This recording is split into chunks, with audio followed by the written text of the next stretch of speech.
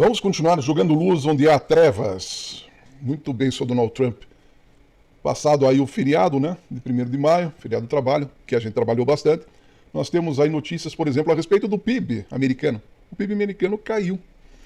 Mas não era de se esperar alguma coisa diferente? Sinceramente, você acha que quando você interrompe uma cadeia de produção, da qual você precisa dessa cadeia, você acha que é normal que o PIB aumente? Não tinha como esperar alguma coisa diferente. Agora, o engraçado dessa história toda é que o Donald Trump, ele fala que o PIB não tem nada, essa queda do PIB ele aceita, não? Porque isso é um número que você não tem como contestar. Mas ele diz que não tem nada a ver com as tarifas dele. Porém, nos 3 meses anteriores, ou seja, outubro, novembro, dezembro, ou novembro, dezembro, janeiro, o PIB aumentou. O PIB aumentou. Mas depois da posse do Donald Trump, o PIB caiu, o PIB americano. E nós sempre dizemos que isso que está acontecendo com a economia americana, que é reflexo das tarifas do Donald Trump, é um equívoco muito grande, porque o problema não é esse. O problema é outro, completamente diferente. Se o americano hoje fosse uma pessoa, ele seria uma pessoa desatualizada, não fez o serviço de casa, uma pessoa drogada, porque 50% da droga produzida do mundo está lá, sendo consumida por 5% da população, endividada, aliás, o índice de endividamento no cartão de crédito atingiu o máximo do bom senso agora. Explodiu realmente o endividamento das famílias. Esse é um dado grave, né? Pode olhar aí, endividamento no cartão de crédito. É reflexo do que mais? De uma exploração, porque o americano apostou na exploração do chinês, como forma de deixar de fazer o trabalho duro, e deu no que deu. O chinês aprendeu a fazer bem feito, a fazer num preço mais baixo, a fazer em quantidade, obviamente, e depois começou a aprender a fazer com qualidade. Foi aí que o americano e o europeu começaram a se estranhar com os chineses, principalmente o americano.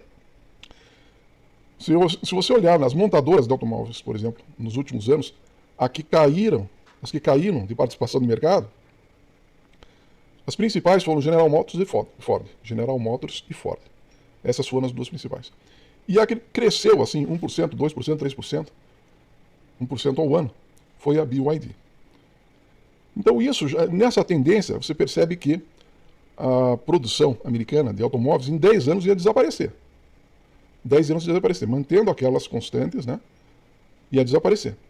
E daí uma pressão muito grande que vem do Congresso, porque os republicanos querem que diminua o gasto público, e os democratas não querem que corte os benefícios da Previdência, da saúde e assim por diante. Aliás, já existe um problema sério. Se você pegar 37 milhões de americanos vivem abaixo da linha de pobreza. E se você pegar e ampliar as pessoas que têm dificuldade de pagar suas contas, o índice sobe muito alto. Mas tudo isso é fruto de um problema sério, um problema muito maior do que essa diferença na balança comercial. Por quê? A gente sabe que tem muita gente, inclusive, emprestando dinheiro dos bancos e aplicando na bolsa. Sim, porque se a bolsa dá um resultado melhor do que os juros que eu pago no banco, eu consigo ganhar dinheiro. O problema disso é que, a partir do momento que a pessoa tem um ganho fácil, e isso é um ganho fácil, a economia fica ressentida. É o que acontece com os países, por exemplo, os países que têm petróleo em abundância. Como eles não são obrigados a lutar pela sobrevivência, eles se apegam ao ouro negro, que é o petróleo. Só que daí deixa de se desenvolver em termos de saúde, em termos de tecnologia, de ciências, de produtividade, de qualidade e assim por diante. Isso leva a uma deficiência. Imagina a pessoa que nunca foi obrigada a trabalhar na vida, que recebe dinheiro fácil. Ela não é obrigada a estudar, ela não é obrigada a trabalhar, ela não é obrigada a se virar, ela não é obrigada a fazer economia, não é obrigada a nada. Porque o dinheiro está garantido, está entrando todo mês ali. E esse é o grande mal das heranças, né? O grande mal das heranças. Então lá o pai rico, né, o filho nobre e o neto pobre. Isso é histórico, mas por que acontece isso? Exatamente porque há uma tendência à acomodação diante de um dinheiro que vem fácil. É por esse motivo que um grande número dos bilionários atuais, se eu não me engano, 85% dos bilionários no mundo, eles são ricos de primeira geração. O que significa aí ser um rico de primeira geração? Aquela pessoa que não tinha um pai rico. Ele fez a fortuna a partir do esforço dele. 85%. Então você percebe que existe realmente uma inversão, uma mudança. Daí você vai dizer assim, mas quantos por cento dos pobres conseguem ocupar esse espaço lá de 85%? 3%. Mas não tem um erro aí de matemática? Não tem erro de matemática, porque o número de pobres é muito maior. Então esses 3% dos pobres que têm sucesso ocupam aquele percentual de 85% dos ricos que são bilionários. Quando a pessoa... Dizem que o sapo só pula por necessidade, porque senão ele fica paradinho ali. Tanto é que tem aquela história de que se você colocar água dentro de uma bacia, numa panela, colocar um sapo ali e começar a erguer, a esquentar a água aos pouquinhos, o sapo não vai fazer absolutamente nada, ele vai morrer cozido. Ele vai sentindo calorzinho, vai se adaptando, vai ficando quietinho, daqui a pouco ele não perde a capacidade de reagir e fica cozido. Agora, se você pegar um sapo e jogar ele na água quente, ele vai pular. Então é isso que acontece. É isso que acontece com o fenômeno da acomodação. A pessoa vai se acomodando. E os Estados Unidos foi isso. Desde a Segunda Guerra Mundial houve essa questão da acomodação. Eles dominaram através do dólar, da língua inglesa e da ocupação militar no mundo todo. Agora, aquele boom de despesa militar, num primeiro momento, reativou muito a economia americana. Sim, reativou muito a economia. Aliás, eles saíram da quebra da Bolsa de Valores de 29 com desenvolvimento de armamentos. Porém, como acontece nos grandes impérios, que eles vão abrindo demais a extensão do império, e aquilo custa muito caro, né? Cada vez que abre mais, fica mais caro dominar. E aí acaba se perdendo. A mesma coisa é o gasto militar. Vamos dizer que o americano tenha lá, eu não lembro exatamente o número, mais 200, 300 bases militares pelo mundo. Isso custa muito dinheiro. Uma base militar, você veja lá, um contingente 5, na Alemanha me parece que são 25 mil ou 50 mil militares americanos. Lá fazendo exercício, consumindo roupa e alimento, tudo. Não produz absolutamente nada. Então quando você amplia esse gasto em âmbito mundial, um gasto que é um dinheiro jogado fora, você cria um problema na balança comercial. E foi isso que aconteceu. A China, durante muito tempo, ela aprendeu, né? Ela aprendeu, principalmente na virada do século XIX para o século XX, ela aprendeu, porque ela era uma nação rica no final do século XIX e empobreceu violentamente, né? Ela aprendeu que ela tinha que investir em educação, tinha que investir em saúde, tinha que ir atrás do resultado. Então, durante muito tempo, agora que ela está se armando, né, de uns anos para cá. Tanto é que o equivalente ao Pentágono está sendo construído agora. Eles não tinham um centro de comando militar, como existe nos Estados Unidos o Pentágono. Só que agora, devido ao poder do Estado e do PIB, né, e o poder relativo de compra, que do chinês acaba sendo maior, eles estão construindo uma base militar equivalente ao Pentágono, só que 10 vezes maior do que o Pentágono, para você ter uma ideia. A frota naval já é maior do que os Estados Unidos. Você vai dizer, não, mas o que manda hoje é a aviação. Concordo com você. Concordo que é a aviação. Mas, da mesma forma que eles já estão com a frota naval maior, eles podem também produzir muito mais aviões. Então, a questão de escala, né, do chinês, a questão de escala e a fase histórica. Os Estados Unidos agora vai ter que passar exatamente pelo problema que a China passou no final do século XIX, que é um choque de realidade. E talvez leve aí 200 anos para se recuperar? Sim, é bem provável. Vai ter uma queda do declínio, já é certo, porque você não muda comportamento de uma hora para outra. Não muda. Então imagine que uma pessoa está em dificuldade financeira. Ele é rico, daí de repente ficou pobre, por uma circunstância ou outra. A primeira coisa que a pessoa tem que mudar é o comportamento. Primeira coisa que a pessoa tem que mudar. Não adianta mudar de banco, não adianta mudar de negócio, não adianta inventar... Nada disso adianta. Pode ajudar? Sim, você sai de um negócio que não é tão rentável, entra para um outro negócio que é mais rentável, pode ajudar. Mas o principal é a mudança de comportamento. E isso, eu não vejo o presidente americano falar sobre isso. Mesmo porque ele é um péssimo exemplo de comportamento. É uma pessoa que manda pintar uma logomarca num avião daquele, que investe em cassinos, né, que é extremamente vaidoso, narcisista, é ao contrário do que o americano precisaria hoje. Ao contrário. Não é nem uma questão de direita e de esquerda, mas veja a diferença entre o Obama e o Trump. Veja a diferença. Para um momento de crise, um momento complicado de economia, seria muito mais adequado um perfil como Obama.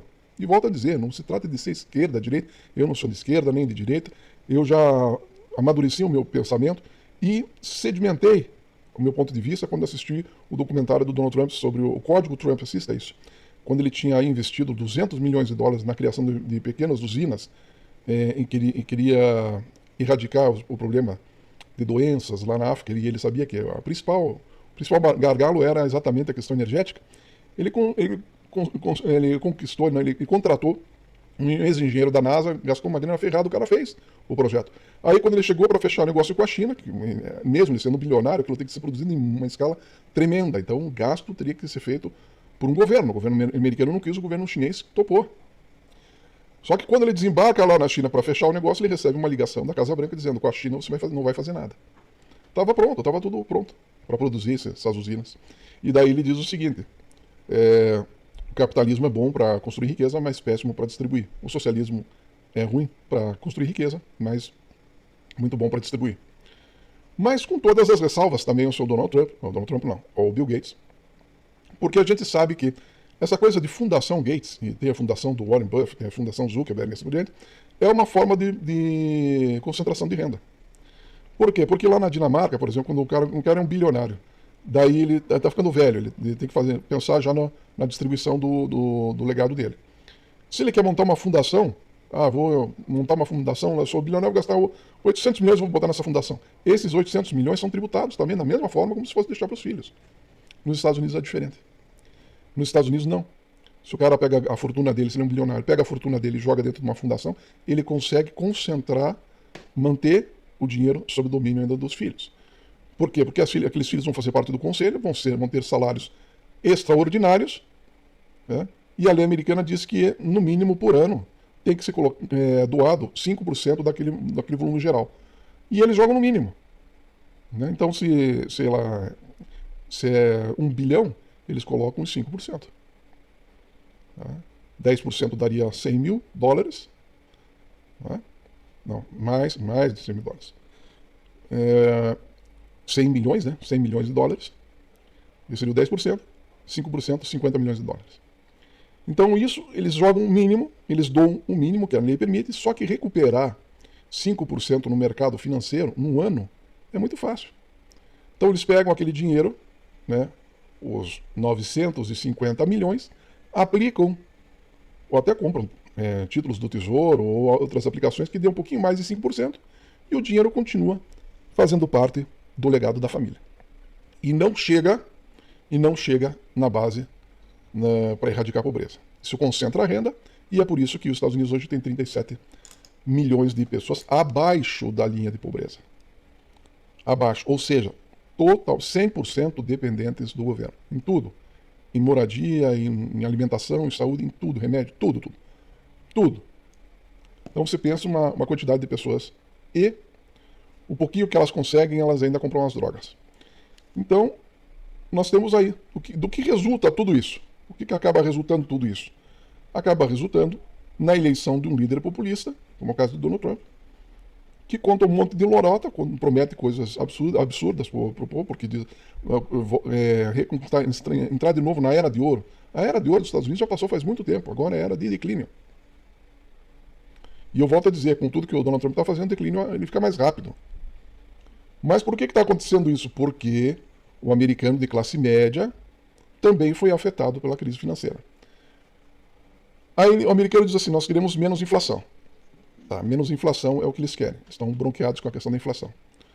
Porém, o que você acha que ocasiona se eu corto o fornecimento de produtos mais baratos ou coloco tarifas altas sobre os produtos que eu importo que são mais baratos? O que ocasiona no mercado interno? Inflação. Ou se eu peço para o Federal Reserve baixar os juros, incentivo pessoas a contraírem empréstimos. Mais empréstimo, mais dinheiro na economia. Mais dinheiro na economia, o que ocasiona? Inflação. Então veja por que não pode dar certo.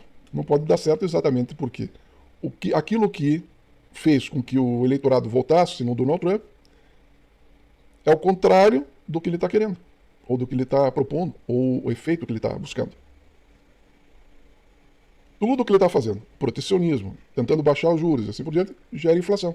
E a inflação foi o maior problema, o problema que fez a população votar nele. Então não tem como dar certo. Não tem como dar certo uma situação dessa.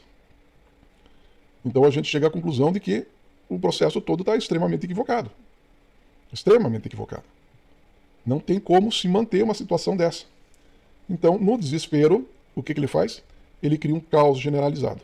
Ele começa a ameaçar um, ameaçar dois, ameaçar três, inclusive com o objetivo de manter a mídia americana e internacional focada em outras questões. Sendo que a questão principal é que eles não podem mais emitir dinheiro.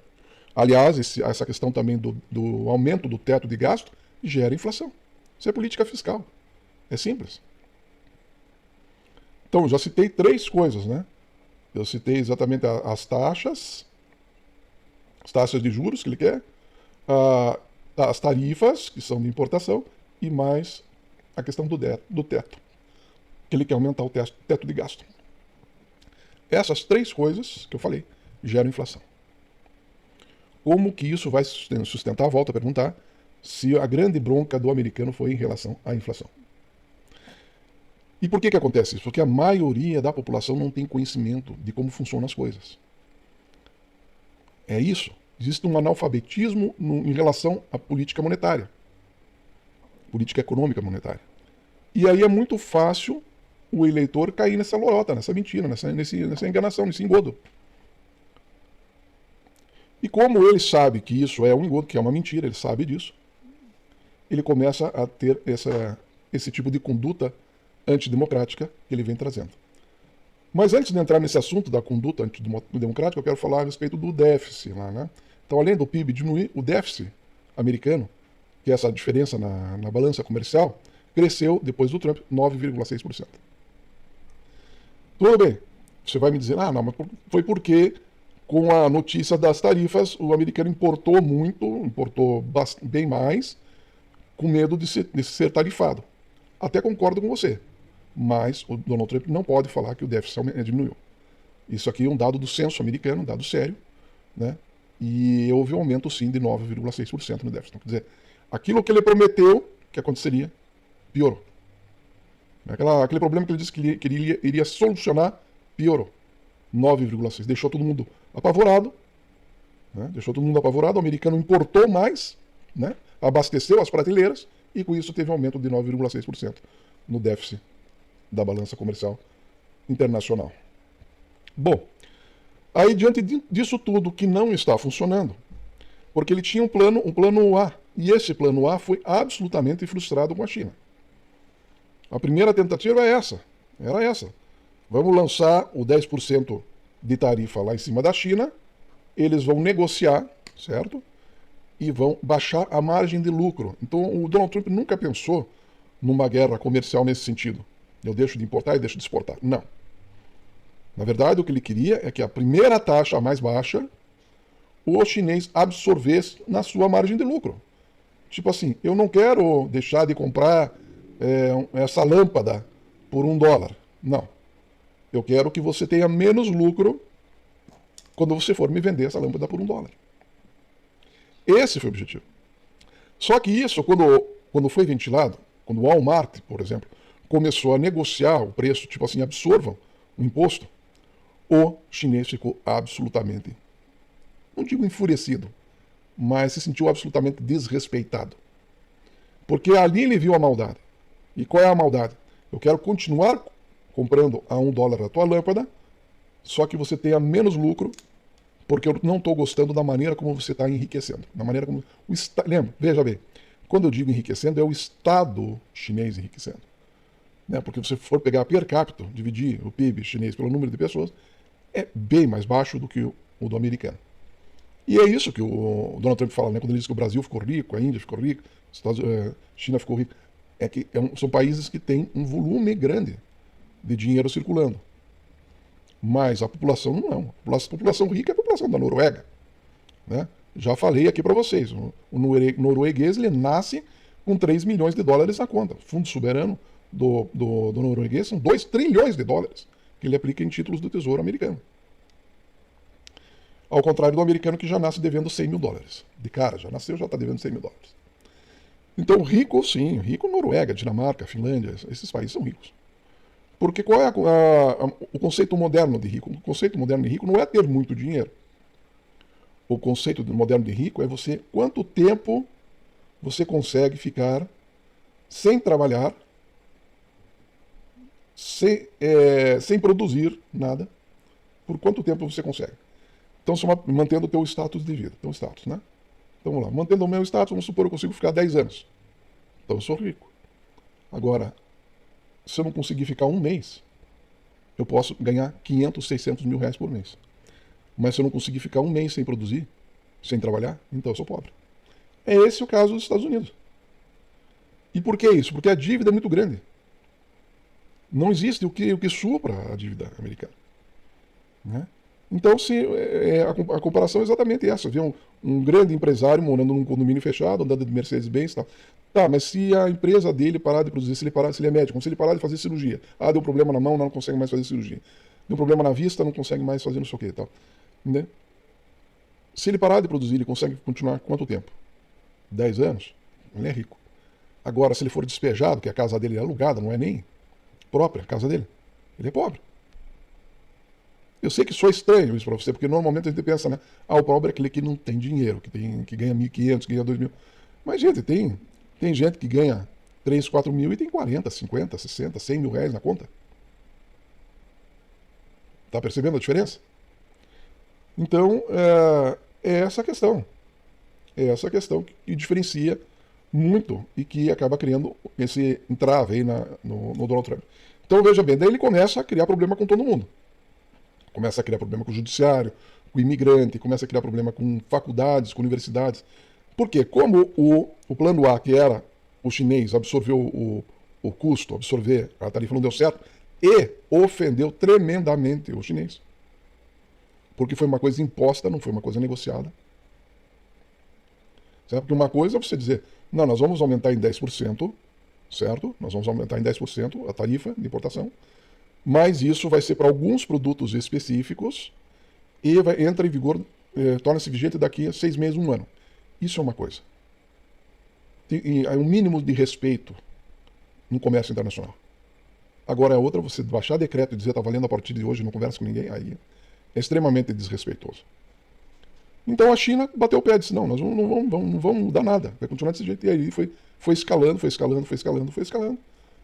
E como ele sabe que num cassino, se não existia aquela lei de não permitir a dobra de aposta no vermelho e preto, menor ou maior, para o ímpar, toda vez que você perde, você dobra a aposta, uma hora você recupera o dinheiro que você perdeu. Não existe essa lei no mercado internacional. Deveria existir. Mas não existe. Então ele, como um conhecedor de cassino, ele vai dobrando a aposta.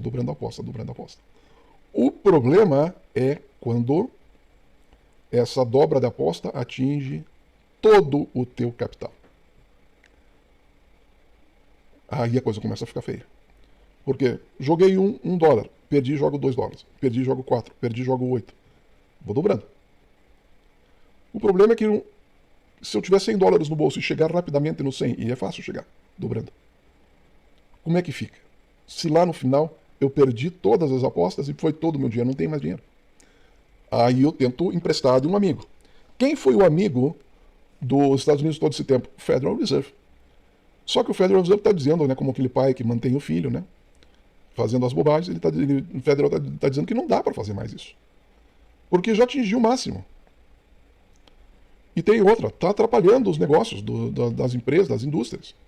Então o Donald Trump percebe que essa estratégia de dobrando a pressão saiu pela culatra. Não funciona. Então, dentro desse aspecto de não funcionar, ele passa uma vergonha internacional. Perde a credibilidade. É o equivalente o cara no cassino lá jogar, de repente não tem mais dinheiro para dobrar. Aí todo mundo que está em volta, olha, se fosse possível, né? Olha para ele e diz, cara, o cara está quebrado, porque ele chegou nos $100 lá e não consegue dobrar mais. Então isso faz com que essa mudança de postura, dizendo que vai ser gentil, que não vai, não vai, abre para o mundo todo, escancara o problema financeiro americano, que está para explodir agora a partir de maio. A qualquer momento. E o que é explodir a partir de maio? É chegar para o aposentado e dizer não tem dinheiro para pagar você. É chegar para o postinho de saúde, lá, ou os fornecedores da saúde, né, no Medicare, Medicaid, e dizer não tenho dinheiro para pagar você. pare de atender a população aí, porque eu não tenho mais como pagar, não tenho mais como subsidiar você. E aí o que acontece? Você tem aquele público que é pobre, extremamente ofendido, né, porque os gastos, os subsídios, a ajuda vai diminuir, certo? Vai diminuir. E você tem os aposentados extremamente furiosos, porque os benefícios deles vão... E aí atinge todas as classes. E você tem aquela classe média produtiva que vai ter a inflação aumentada. Agora, como é que faz para o presidente de um país que quer ter um terceiro, um quarto, um quinto mandato, quer ficar na presidência, que é uma cadeira que ele gosta muito, para o resto da vida? Como que faz diante de tanto problema? Guerra. Não tem outra saída. Você tem que, se não está colando mais aquela notícia de que você tem um inimigo externo, no caso a China, os países, Brasil, esse por diante, não está colando e não está funcionando. Então, além de ser uma mentira, essa mentira que eu criei ainda estou perdendo. Então, o eleitor americano, lá, o republicano que pouco conhece de política monetária, ele começa a olhar, peraí, está aumentando os preços aqui no mercado. Aquele tênis que eu comprava por 30, por 200, agora está 450. Já estava difícil eu convencer meu filho, né, a esperar um pouquinho para comprar aquele tênis. Agora ficou impossível. E daí você tem o dono da indústria, da Nike, da Apple, e assim por diante, dizendo não dá. Você tem o pessoal da indústria do automóvel dizendo não dá. Então o grande problema, o Donald Trump acentua os problemas dele. Ele acentua, ele agrava os problemas dele e dos Estados Unidos. Ele já tinha um pepino muito grande do jeito que a economia está, porque a economia dos Estados Unidos ela tem declínio leve, declínio médio e declínio acentuado. Mas não tem como escapar do declínio. Porque, volto a dizer, você precisa de uma transformação de comportamento. E para haver essa transformação de comportamento, os Estados Unidos vai ter que ser um país pobre. É só através da dificuldade e da pobreza que os Estados Unidos vai ser mais humilde, menos arrogante, vai trabalhar mais, vai se dedicar mais, vai consumir menos droga, vai consumir menos fast food, né? Vai consumir daí menos remédio. Por quê? Volto a dizer, o canadense recebe metade per capita do que custa para o americano a medicina, para o Medicare, Medicaid. Só que eles estão mais doentes. Mas por quê?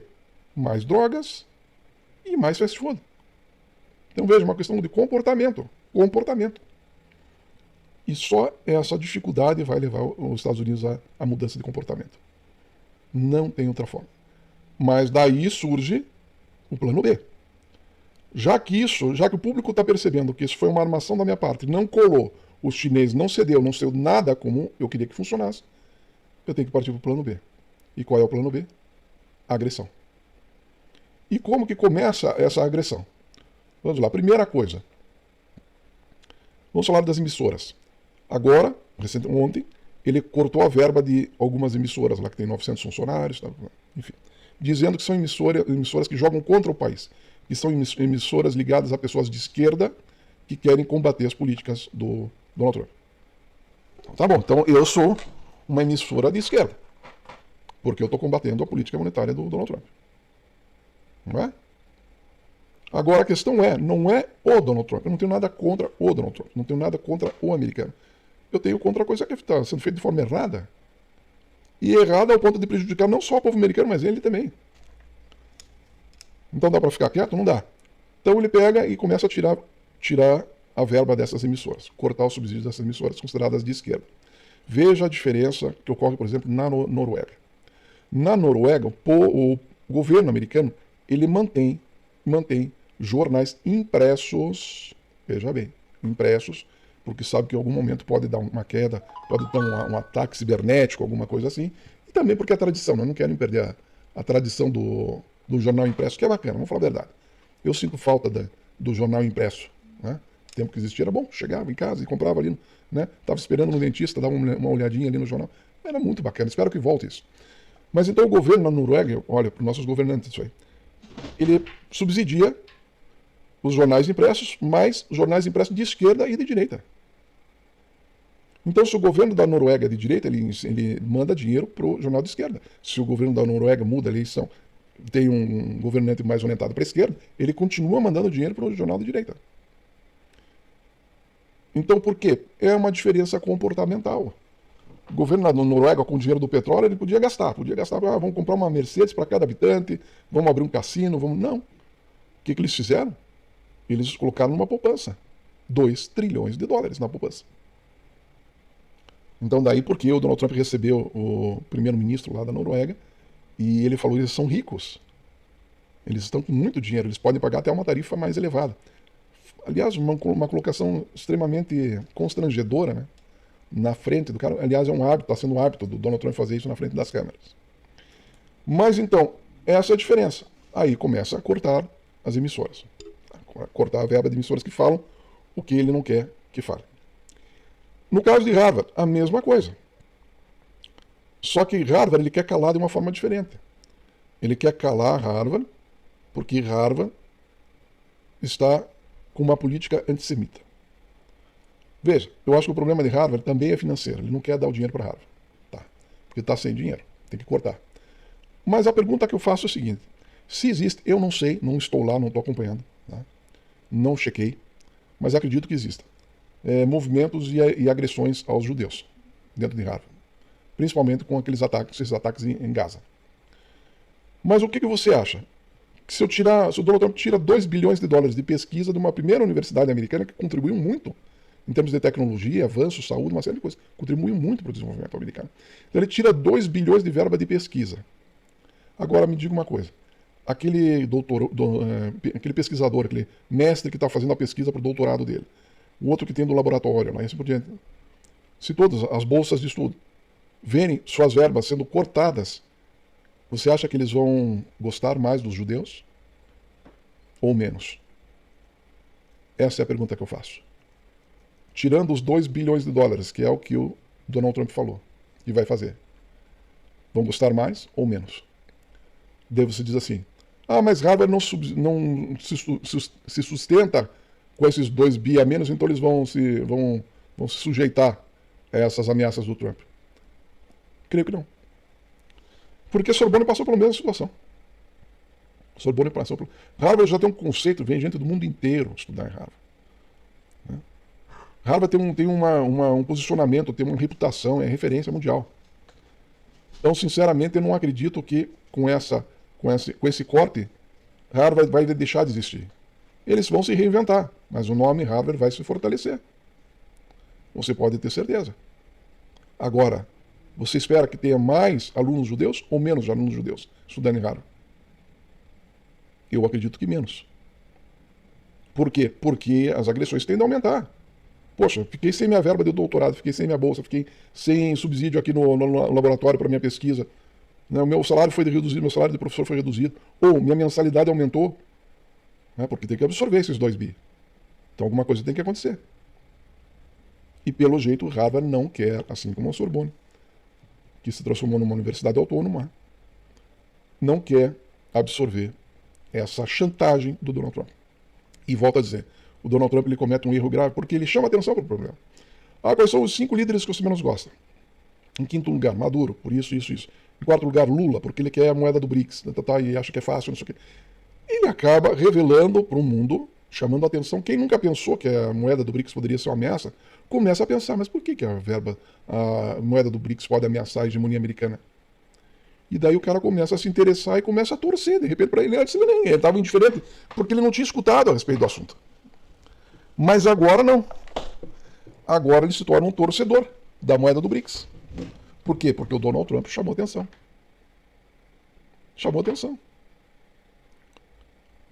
Essa é a questão. O Donald Trump chama a questão para o ponto fraco dele, chama atenção para os problemas sociais dele. Quando ele, na posse, diz lá 3 vezes o declínio, americano. Assim como o secretário lá do Tesouro americano usou a palavra insustentável. Insustentável. Chama atenção para o problema. Agora me diga uma coisa. O chinês, vendo que o inimigo está se degladiando, está se debatendo, só está fazendo porcaria, só está fazendo... Né? O chinês, você acha que ele precisa fazer alguma coisa, se movimentar, se mexer, entrar nessa dança maluca? Não. Secretário de Segurança, do Conselho de Segurança dos Estados Unidos, passando mensagem pelo WhatsApp com um cara que não tem nada a ver, com um jornalista. Olha, não podia ser uma pessoa pior. Um jornalista sabendo de ataque contra o IEM. Secretário de Segurança comete uma gafe dessa. os chineses devem estar pensando, se o secretário de segurança desse naipe, pelo amor de Deus, vão ficar quietos que eles se destroem sozinhos. Quando ele vê o Donald Trump colocando as tarifas e voltando atrás, voltando, indo, voltando, indo, voltando. Quando ele vê que as finanças dos americanos agora, já a partir de maio, começam a dar chabu. E diferente do Milley. Porque até onde eu sei, o Milley foi muito mais sincero dizendo que a coisa ia ficar muito feia. Agora o Trump não, o Trump promete, sabe, e mente o tempo todo dizendo que já estão com, que o déficit na balança não existe, já foi invertido, já não tem mais déficit, que o PIB, a queda do PIB é o problema do Biden. Então, a questão do Trump é extremamente complicada. Então, ele parte para essas questões, né? A questão da intimidação. Nessa onda da intimidação, veja como a coisa vai fechando, porque daí não tem. Ele não tem outra saída, ele vê que não funcionou a tarifa, não funcionou isso, não está funcionando aquilo. Ele começa a pensar no plano B, que é demonstração de força. Então tá, vamos cortar a verba de Harvard, vamos cortar das emissoras, e agora para o aniversário dele está sendo marcado um desfile militar com 6 mil soldados. No dia do aniversário. Eu não estou falando do 4 de julho. Eu não estou falando de uma data de independência dos Estados Unidos. Eu estou falando de aniversário do cara. 6 mil soldados. Qual é o propósito disso, além de tentar intimidar a China ou até mesmo o público americano? De inflar o nacionalismo. Teve um cara que fez muito, né? Se eu não me engano, o nome dele é Hitler, né?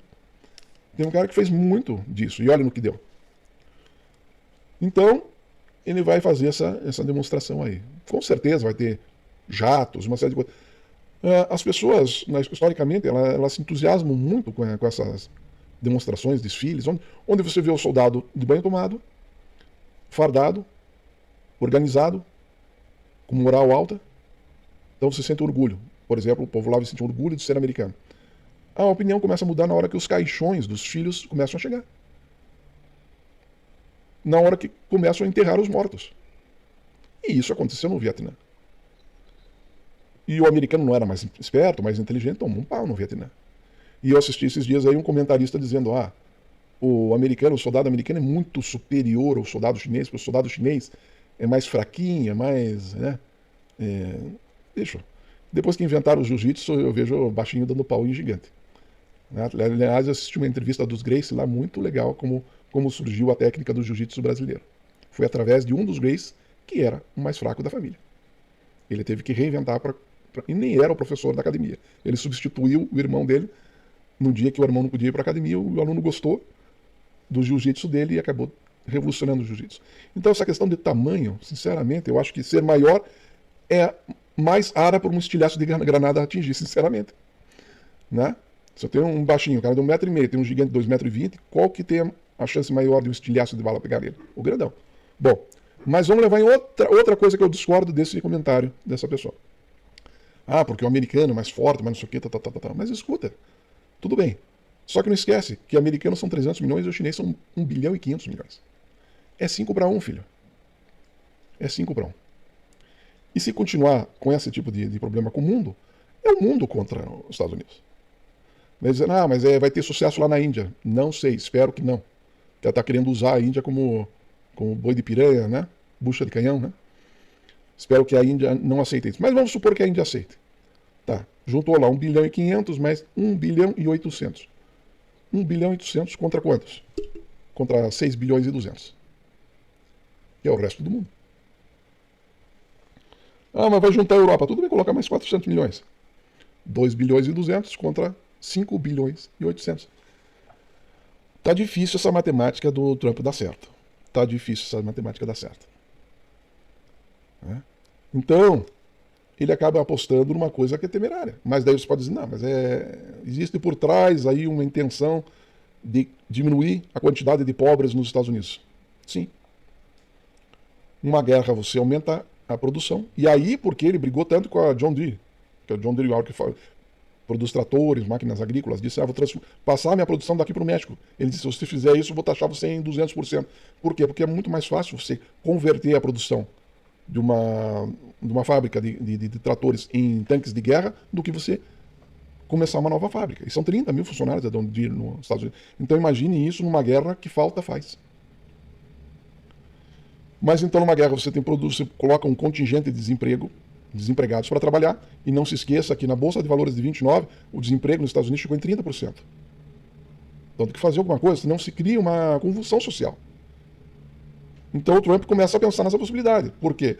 Porque uma guerra ele aumenta o setor produtivo, emprega mais gente e bota para morrer gente pobre. Então imagine que os Estados Unidos consigam eliminar lá, numa guerra convencional, 60 milhões de pobres. Não se engane, essa é a conta que os caras fazem. Ah, mas isso aí é muito cruel. Eu estou querendo jogar a verdade. Na esperança de que o público americano que assiste, inclusive o nosso canal, que 2% da audiência é lá nos Estados Unidos, entendam essa jogada. E não vão lá para esse desfile militar e fiquem aplaudindo, feito uns babacas. Essa demonstração de poder idiota. Que não vão. Fique em casa, faça outra coisa, vou brincar com os filhos, leva os filhos no parque, vai dar uma volta, mas não vá nessa demonstração de poder. Não vá dar moral para maluco. E é isso. O nosso canal tem esse propósito. Mostrar através de números, através da lógica, da filosofia, da história, a diferença que existe. Né? Então esse desfile militar aí deveria ser boicotado. Tá? Mas tem um último detalhe aqui que chama atenção nessas notícias recentes aí. Sabe aquelas encomendas pessoais que os caras fazem lá da China para os Estados Unidos? A isenção era até $800 tinha isenção. Agora o Trump diz que é 120 de imposto. Isso acaba melando com o negócio de muita gente nos Estados Unidos. Muita gente mesmo. Inclusive empresas grandes, que aproveitam isso para vender seus produtos. Esses sites de compra aí, aproveitam essa brecha aí. Então ele vai colocar isenção. Ao mesmo tempo ele diz que quer ser gentil com a China. Na verdade, eu não vejo gentileza nenhuma nisso. E, ao mesmo tempo, a China diz que o Donald Trump, sim, procura eles várias vezes, agora. E eles não estão querendo conversar. Então, de duas uma, você acredita que ou o chinês está mentindo e está jogando com as mesmas armas do americano, tá? Ou o chinês não está nem aí, porque dessa forma não dá para negociar com essa falta de respeito tão grande. E a terceira hipótese é que seja verdade, né, que o Donald Trump esteja com esse fiasco, né? Esse fiasco tremendo. Junto disso, você percebe que tem toda essa salada, junta toda essa salada, e agora é transferido o secretário de segurança do Conselho, vai ser indicado para a ONU. Quer dizer, é erro em gestão. Coloca o Elon Musk lá, que não era um cara, tinha que ser um consultor experiente para fazer isso. Tá? Para fazer todo esse processo de downsize, que é o enxugamento, que eu sou contra. Eu acredito mais em alocação. Iniciativas de Estado. A Finlândia criou a Nokia. A China tem tantas empresas que são estatais. Em vez de mandar as pessoas embora, mandar para a rua, reúne quem quer trabalhar em tal projeto, desenvolve um projeto. Isso sim o Elon Musk é bom. Em criar um projeto empresarial para alocar as pessoas. Fazer as pessoas produzirem, mas não tirar o salário das pessoas. Então tira o que o Elon Musk sabe fazer de bom e coloca ele para ele fazer o que ele não sabe fazer, que faz errado, que é esses cortes, que teve que voltar atrás, demitiu pessoas especialistas em bombas nucleares, depois teve que readmitir as pessoas. Uma falta de preparo, que ele teria que ser um consultor muito bom. Então veja bem, ele já tem histórico de ter contratado um gestor para um negócio dele que disse que trabalhou num banco durante muito tempo. O cara tinha trabalhado uma semana no banco. Depois demitiu, claro, percebeu o erro. Então ele coloca um secretário do conselho que vaza informações confidenciais.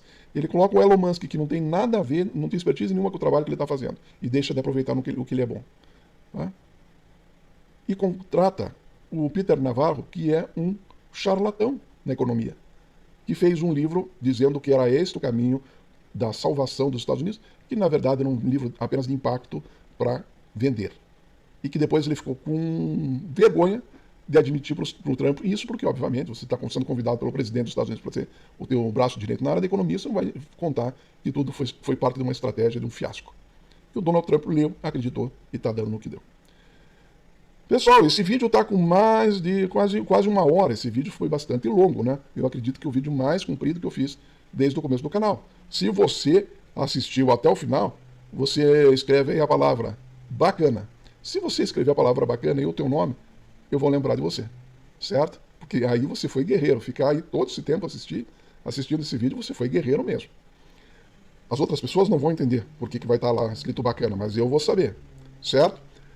E peço a você que compartilhe esse vídeo, porque é compartilhando que ele acaba chegando nas pessoas, né? Uma vez um cara escreveu, vamos mandar esse vídeo para Dado. O outro falou, esse vídeo tinha que ser transmitido em rede nacional. Sabe? Vai chegar lá nos Estados Unidos, no Japão, em Portugal, assim por diante. Acaba chegando. Então compartilhe, comente. Comente gostei, sabe? Sugira novos títulos, mande um X, marque um X, gera engajamento também. Tudo isso é importante para o crescimento do canal, que está crescendo sim. Está crescendo. E num número bastante acentuado. Nós lá no começo do canal, a gente torcia para ter 50 pessoas, isso aí há 3 meses atrás. Hoje já estamos perto estamos com a meta de 20 mil. Aliás, quando atingir 20 mil, vamos fazer outra live. A cada 10 mil a gente vai fazer a live. Então compartilhe, curta, se inscreva, é importante, torne-se membro, é importante também. A partir de uma quantidade aí de membros aí a gente manda conteúdo. Nós estamos preparando um curso agora sobre economia, política econômica básica.